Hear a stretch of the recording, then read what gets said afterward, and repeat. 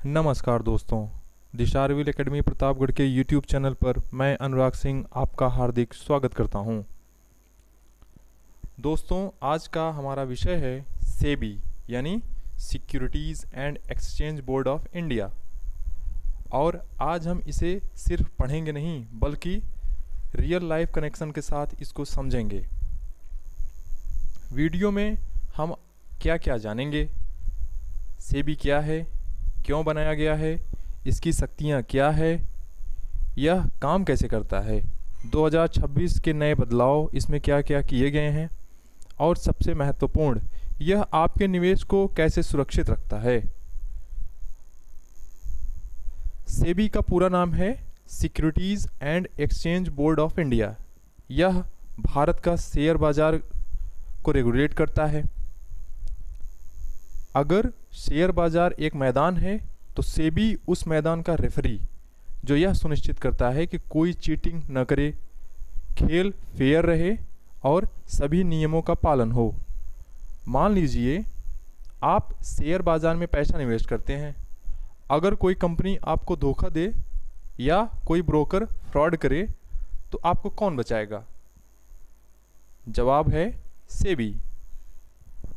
सेबी की स्थापना 12 अप्रैल 1988 को हुई, लेकिन उस समय यह केवल एक एडवाइजरी बॉडी थी। फिर आया एक बहुत बड़ा बदलाव जब 30 जनवरी 1992 को सेबी एक्ट 1992 लागू हुआ और यह बन गया स्टैट्यूटरी बॉडी, यानी जिसे कानून के द्वारा बनाया गया हो और जिसके पास कानूनी शक्तियाँ हों। इसका मतलब है अब सेबी सिर्फ सलाह नहीं देता बल्कि कार्रवाई भी कर सकता है। इसका मुख्यालय मुंबई में है। यह वित्त मंत्रालय के अधीन कार्यरत है। इसके वर्तमान अध्यक्ष तुहिन कांत पांडे हैं। बात करते हैं सेबी का उद्देश्य क्या है। इसके प्रियम्बल में लिखा है, इसके उद्देश्यों को प्रियम्बल में लिखा गया है, लेकिन हम इसे आसान भाषा में समझते हैं।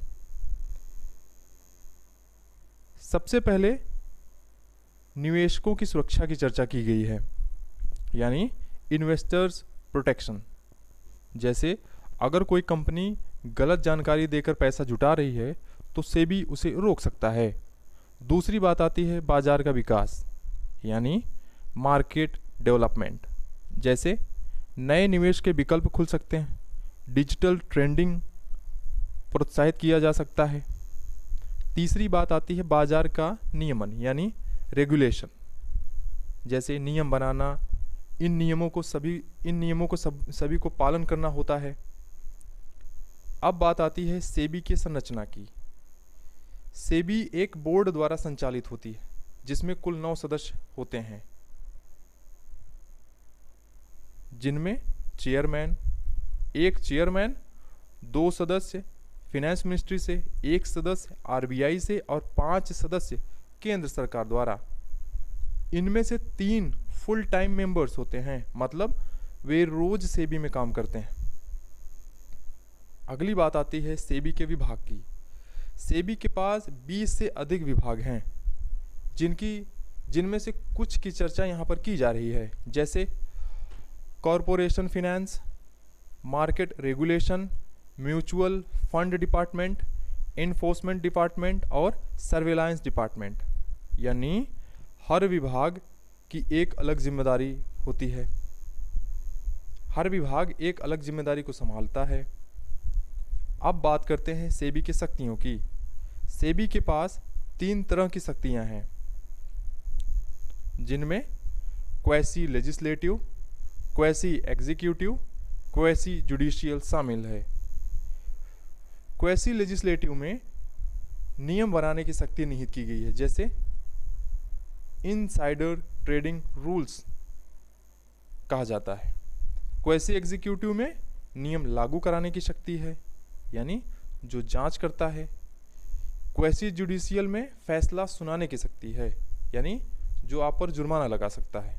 मतलब सेबी का काम है कानून बनाना, लागू करना और ज़रूरत पड़े तो सज़ा देना। अब बात करते हैं सेबी के कार्य की। सेबी 3 लोगों के लिए काम करता है। कंपनीज के लिए काम करता है, इन्वेस्टर्स के लिए काम करता है और इंटरमेडिटेरीज के लिए काम करता है। यह इन्वेस्टर्स को प्रोटेक्शन देता है, यानी उनके साथ धोखाधड़ी को रोकता है। मार्केट को रेगुलेट करता है, यानी स्टॉक एक्सचेंजेस को नियमित करता है या नियंत्रित करता है। आईपीओ को रेगुलेशन करता है, जैसे कंपनियों को पैसा जुटाने की अनुमति देता है। म्यूचुअल फंड को रेगुलेट करता है, यानी म्यूचुअल फंड को नियंत्रित करता है।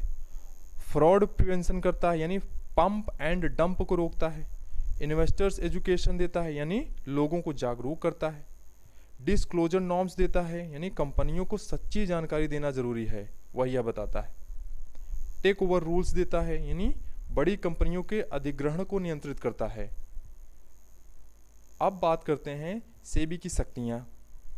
सेबी की शक्तियों में जैसे लाइसेंस देना और उसे रद्द करना, जुर्माना लगाने का प्रावधान, जांच करना, बैंक खातों को देखना आदि इसकी शक्तियां हैं। जैसे अगर कोई ब्रोकर फ्रॉड करता है तो सेबी उसका लाइसेंस कैंसिल कर सकता है। अगर कोई सेबी के फैसले से खुश नहीं है तो क्या कर सकता है? वह कहाँ जा सकता है? वह अपील कर सकता है सिक्योरिटीज अपीलिएट ट्रिब्यूनल में, यानी SAT में, और फिर सुप्रीम कोर्ट में जा सकता है। बात करते हैं सेबी की उपलब्धियों की, जिनमें demat system, T+1 settlement, insider trading rules, scores portal आदि शामिल हैं। जैसे पहले शेयर कागज़ में होते थे, अब सब डिजिटल हैं, यानी डीमैट अकाउंट में उपलब्ध रहते हैं। अब बात करते हैं वर्तमान स्थिति की, जैसे F&O ट्रेडिंग पर सख्ती, म्यूचुअल फंड्स में बदलाव, साइबर सिक्योरिटी नियम में अपडेट कर दिया गया है, गिफ्ट सिटी इन रिफॉर्म्स को अपडेट कर दिया गया है। सेबी को पहले CCI कहा जाता था, यानी पहले इसमें पारदर्शिता कम थी, अब पारदर्शिता अधिक है। सेबी का महत्व क्या है? अगर सेबी नहीं होता तो क्या होता? सोचिए, कोई भी कंपनी फ्रॉड कर सकती थी, लोग अपना पैसा खो देते, शेयर बाजार क्रैश हो सकता था। इसलिए सेबी बहुत ज़रूरी है। कुल मिलाकर हम ये कहें, सेबी शेयर बाजार का रक्षक है। यह सुनिश्चित करता है कि बाजार सेफ हो, ट्रांसपेरेंट हो और इन्वेस्टर्स सुरक्षित रहें। अगर आपको यह वीडियो पसंद आया हो तो लाइक करें, अपना फीडबैक ज़रूर दें, साथ ही साथ वीडियो को शेयर करें और चैनल को सब्सक्राइब करें। धन्यवाद। मिलता हूँ अगले वीडियो में।